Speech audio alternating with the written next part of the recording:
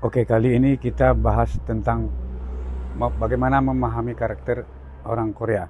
Orang Korea mempunyai karakter yang secara umum keras, kemudian disiplin, dan bekerja cepat-cepat. Mereka menggunakan speed, kalau bekerja selalu cepat. Mungkin kita juga bisa membandingkan dengan orang Jepang dan orang Cina. Tapi rata-rata Korea lebih cepat dan lebih keras. Hal ini disebabkan karena iklim, mungkin karena kebiasaan rutinitas para pekerja yang terlalu berat, maka mereka kesannya agak kasar. Tapi pada dasarnya tidak kasar. Orang Korea mempunyai sifat tersebut memang dari nenek moyang, termasuk Korea Utara. Ya, seperti yang kita ketahui bahwa Korea Utara dan Korea Selatan mereka itu pada zaman dahulunya adalah bersaudara. Tapi karena perbedaan sistem pemerintahan, karena di Korea Utara mereka adalah komunis, sedangkan yang di Korea Selatan mereka adalah demokrat. Korea Selatan sangat maju di dalam bidang teknologi. Mereka mempunyai Samsung yang terkenal dengan produk-produk unggulan.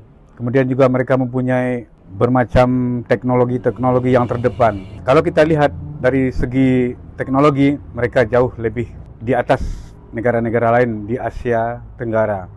Namun karakter yang mereka miliki tetap beda dengan negara-negara lain. Kalau di Cina dan di Jepang dan juga Korea, yang saya lihat karakter ini yang patut kita contoh adalah mereka selalu menunduk kalau bertemu dengan orang yang lebih tua. Dan ini patut kita contoh. Karena saya lihat mereka selalu hormat dan respect kepada orang yang lebih tua, terutama guru. Dan kalau di kantor biasanya itu dengan presiden, direktur, atau manajer, pasti mereka menunduk. Kalau sama-sama seumuran, mereka tidak melakukan yang namanya menunduk. Seperti mengucapkan annyeonghaseyo, mereka pasti menundukkan kepala. Sama juga dengan di Jepang, sama juga dengan di Cina. Jadi mereka sangat menghormati orang yang lebih tua. Tapi melihat perkembangan akhir-akhir ini, anak mudanya terlihat lebih progresif, maksudnya lebih aktif gitu. Karena mereka memang negara yang lebih maju. Jadi negara maju menuntut standar adalah disiplin, kemudian kerjanya harus pakai target. Lalu semuanya bisa kita ambil hikmah dan contoh bahwa mereka bekerja dengan semangat yang cukup tinggi. Dari sekian banyak orang-orang Korea, orang Cina, orang Jepang, mereka mempunyai skill. Skill mereka banyak sekali.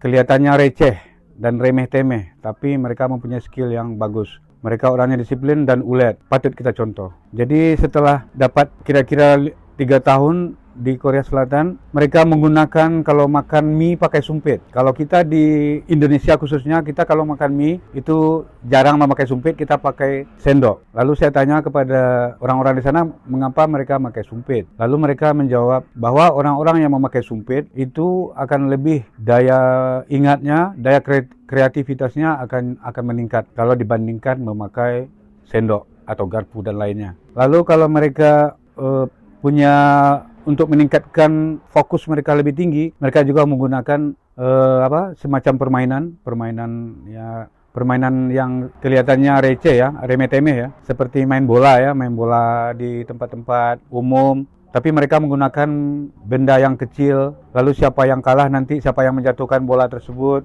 maka mereka akan dapat hukuman. Jadi memang kita patut mencontoh negara tersebut dalam segi skill, dalam segi disiplin, dalam segi target dalam bekerja, semangat, dan itu patut kita. Kemudian juga etika terhadap kedua orang tua. Jadi kebanyakan kita harus meniru cara mereka bagaimana menghormati orang tua.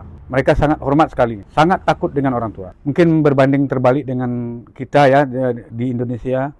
Kebanyakan kita dengan yang lebih tua bukannya cuek ya, tapi lebih menterlantarkan mereka atau memang tidak ada fokus kepada yang lebih tua, menghormati yang lebih tua.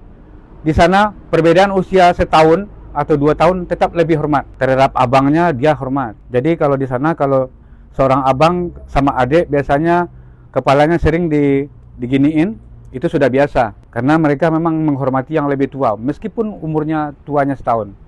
Kalau di sini kebanyakan malah banyak yang menantang berkelahi kakak-kakaknya. Nah, kalau bisa kita jangan mencontoh yang seperti itu. Carilah yang terbaik. Karena yang terbaik itu Itu yang harus dijadikan contoh. Mudah-mudahan ilmu ini berguna bagi anak-anak ke depannya. Wassalamualaikum warahmatullahi wabarakatuh.